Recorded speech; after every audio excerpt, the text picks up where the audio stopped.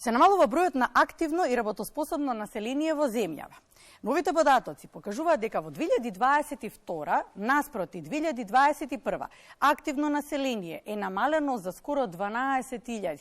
Не запира трендот на одлив на работна сила и во најава е увоз на работна сила од странство.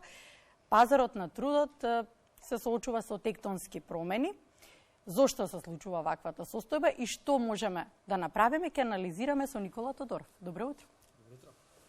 Може прво, веќе добро утро господине Тодоров, да започнеме со она што е клучно и како поразителна бројка, со оглед на тоа дека 2021 беше пандемиска година. И сега толков одлив да имаме на работна сила кога целиот свет беше затворен.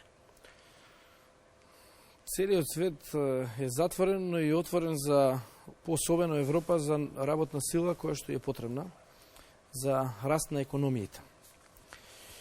Ги видов овие бројки. Овие бројки покажуваат дека кај нас белата чума зазима се поголем замав. Она што е уште попоразително е што паралелно со намалувањето на активното население имаме и намалување на невработеноста, што е добро, но и намалување на вработеност. Во исто време, парадоксално тоа. Во исто време се намалува и бројот на вработени во државата и бројот на невработени во државата. Ова значи дека пазарот на труд има потреба од работници, а истовремено имаме и одлив на работници. Ова значи дека еден добар дел од нашето работоспособно население се иселува.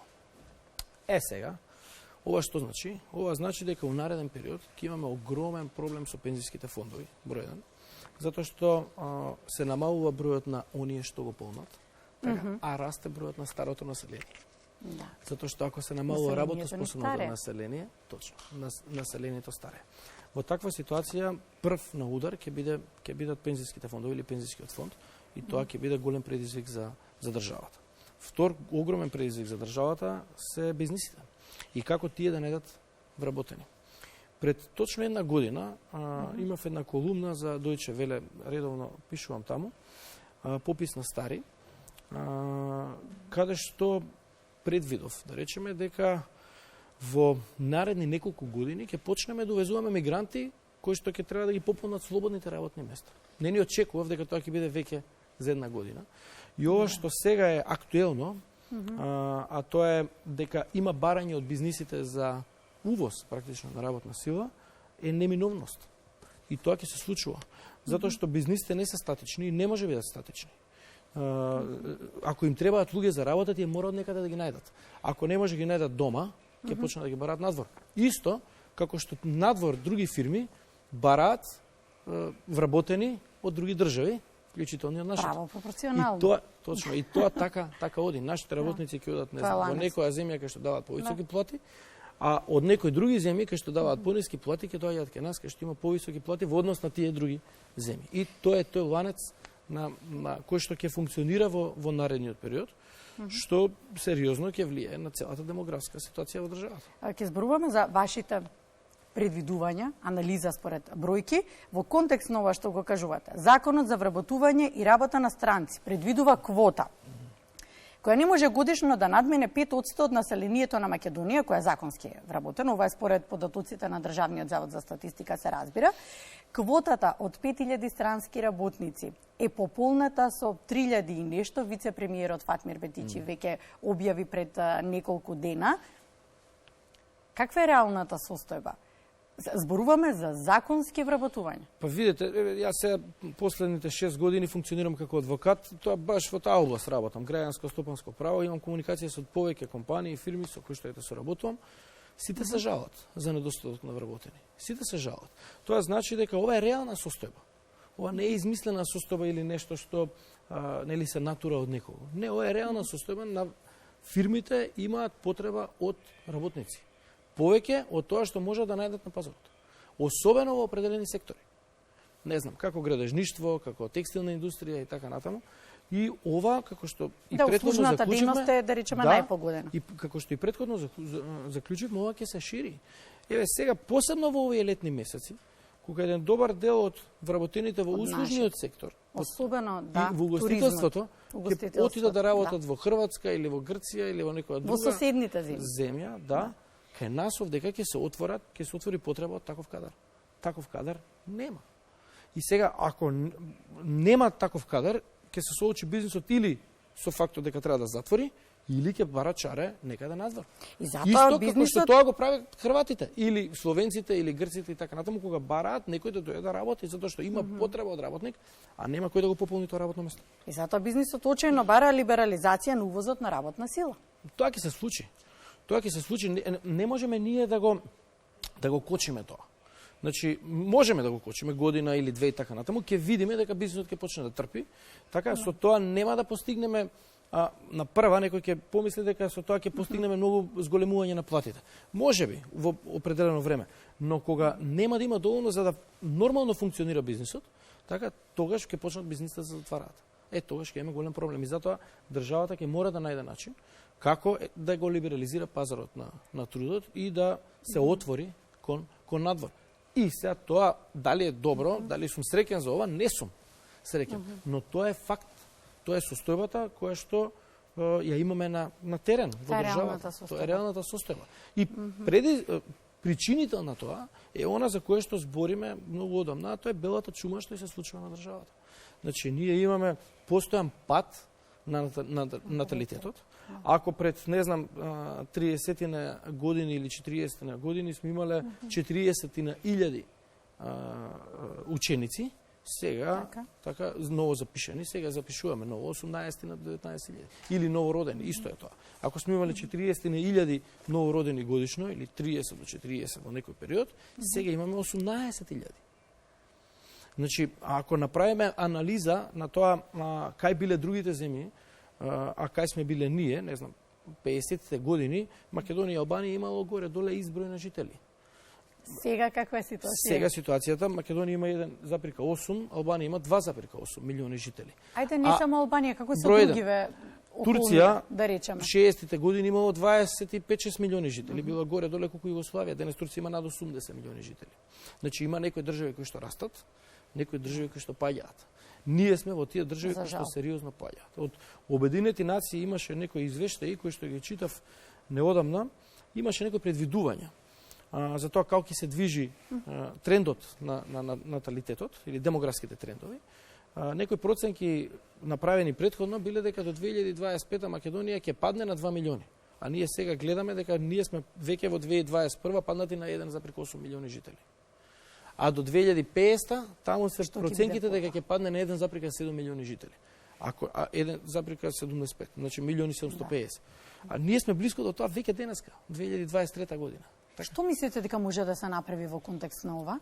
Не сум сигурен дека нешто многу може да се направи за драматично да се смени оваа слика. Тоа е трендот кој што за жал постои многу години во државата и тоа е тренд кој ќе продолжи. Поттикне некако младото население. Има... Некои мерки, некои начини на кои што... Видете, мерките се треба да се зголеми сериозно животниот стандард, број 1. Број 2, треба да се поттикне на некој начин наталитетот со некакви мерки и програми. Не знам, во контекст што беше тоа трето дете и така натаму. Да. Тоа се работи кои што може да се направат и трето да се средат состојбите во државата генерално, затоа што некогаш граѓаните не бегаат само заради нивото на плата или примања кои што ги имаат во државата, некогаш бегаат и од други. Како функционира општеството? Ете главно зошто сме ги прашале и младите кои што пропатувале надвор, имале можност, нашле работа и останале. Велат дека кога ќе видат како организирано функционира друго општество, едноставно ништо не ги мами да се вратат во хаосот во кој што ние сме научени години да функционира. Ете, тука има уште една друга работа, кога некој ќе отиде надвор, веројатно потешко влага во тие кругови, помалце следи све што се случува и така натаму си ја гледа само работата за која што отишол. Овде кај нас нормално е да следиме све што се случува и не е исто. Видите, не е исто да си дома и да си во странство, дома си дома на своја, во странство си тугинец. Така, но сепак ете таа тенденција на иселување постои, не е само кај нас, таа постои во земји членки во ЕУ и таа ќе постои. Тој ете некој либерален начин на живот кој што го имаме и тие полиберални, условно кажано, држави во кои што и ние спаѓаме, нели, демократски држави, наталитетот паѓа. Ајде да се вратиме на темата увоз на работна сила, она што е сега многу актуелно. Пресметките грубо покажуваат дека околу 1000 до 1500 евра чини доаѓање на еден странски работник од Азија. Во Македонија, ајде ја споменуваме Азија, затоа што може би и најчесто доаѓаат од Азија. Тука спаѓа авионска карта, дозволите за работа, сместувањето и така натаму некои пропратни дозволи и начини на живот кои што од прво веројатно е некоја минимална плата како за почеток за работа кој што е потребно. Сега кога комплетно ќе го направиме ЕСАП-от, ние штедиме или повторно сме во минус увоз на работна сила? Нема тука во равенката штедење нема. Во равенката има дали бизнисот ќе може да одговори на потребите, на собствените потреби од аспект на човечки капитал или не. Дали бизнисот ќе продолжи да работи или ќе затвори. И тоа е тоа што бизнисменот или собственикот го има во равенката. Така да затоа се спремни дури и овој трошок иницијален, овој еднократен иницијален трошок претпоставувам што треба да се покрие, да го покрие, за да може да продолжи бизнисот да му функционира. Затоа што без работници не може да функционира бизнисот. А што губиме ние со младите што ни одат? Ние губиме се. Ние губиме иднината, така. Штом го губиш својот човечки потенцијал, така ја губиш иднината и тоа неминовно ќе доведе до промена на демографската структура во државата со тек на време, ама тоа е глобален тренд. Кои се вашите, да речеме, не е зборот предвидување, според анализа очекување? Па тоа е она што го зборам и тоа што ги имам напишано уште пред една година. Тоа се факти. Населението во државата бројот на населението ќе паѓа, бројот на работоспособно население ќе се намалува, бројот на пензионери ќе се зголемува и бизнисите ќе бидат принудени да увезуваат работна сила од странство. Тоа што ни се случува реално. Таа работна сила од странство ќе увезуваат прво од оние земји кои што имаат најевтина, условно кажано, работна сила и најлоши услови за живот. Чинам 12.000 денари, односно 200 евра минимална плата од земјата од која што доаѓаат. Мислам дека тоа е условот. Добро, кај нас минималната плата е повисока и нашите работодавачи се обврзани да плаќаат таа минимална плата, така да за некои земји, за некои работници оваа минимална плата тука што се зима е далеку недостижна во нивната земја или во нивното место каде што живеат. Колку и да ова звучи така, можеби малце претенциозно за тоа до кај сме ние стигнати, но има држави кои што и граѓани кои што живеат многу полошо од она што се живее тука. И тие ќе си го бараат своето шаре и тука. Ако не може да отидат во некоја друга земја, или она што е исто така може да се случи, Македонија да стане попатна станица на работна сила, односно работници од други земји да дојдат тука, да поработат определено време и потоа да заменат во некоја друга земја која уште поразвиена од Македонија, која што ќе имаат уште поголеми приходи. Да речеме поднаводници во земјата од соништата. Да речеме. За нив. За нив така ги доживуваат. Ако зборувавме за мерки за наталитетот, убаво би било да го заокружиме разговорот и да ве прашам, што мислите, како ќе може да ги задржиме младите во земјата? Па со добра перспектива. Тоа е она што им треба на сите. Ние треба да понудиме во државата перспектива за младите. Ако тие гледаат перспектива на долг рок, тука ќе останат. Ако не гледаат перспектива на долг рок, ќе заминат. Толку е едноставно. Сега, едноставно е да се каже, многу е тешко тоа да се постигне, затоа што она зборче перспектива опфаќа многу аспекти кои што треба да се подобрат, а тоа е младите сакаат да имаат добро и квалитетно образование. Младите сакаат да имаат можност за добра работа, со која што добро ќе заработат и од која што ќе можат да купат стан, да може да купат кола, да имаат нормален и добар живот. И младите сакаат да живеат во некоја атмосфера која што е за нив прифатлива. Например, една од причините е и загадувањето екстремно. Скопје е екстремно загаден град и луѓето кои што имаат такви ставови и кои што, да речеме, на овој аспект им смета, бараат шаре во некој друг град, во некоја друга држава, каде што нема вакво ниво на загаденост. Затоа велам, има многу фактори кои што влијаат на одлуката на човекот, особено на младиот човек, да напушти својата родна земја.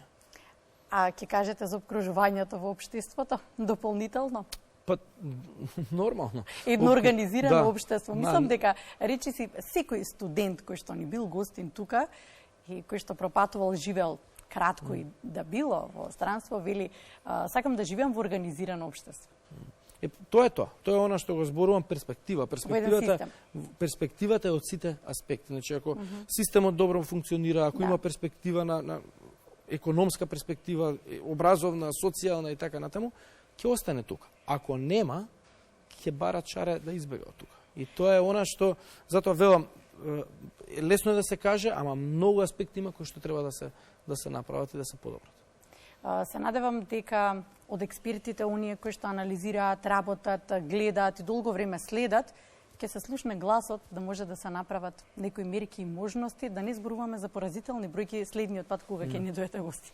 Па, за жал, ова е реалност. Реалноста е таква, бројките се поразителни, биле поразителни и она што уште повеќе ме плаши е што ќе бидат уште попоразителни во наредниот период. Значи, ние наредна година кога ако ќе разговараме, така да сме живи и здрави, ќе имаме уште полоша состојба од овој аспект и на пазарот на трудот и генерално демографски показатели сериозно лоши.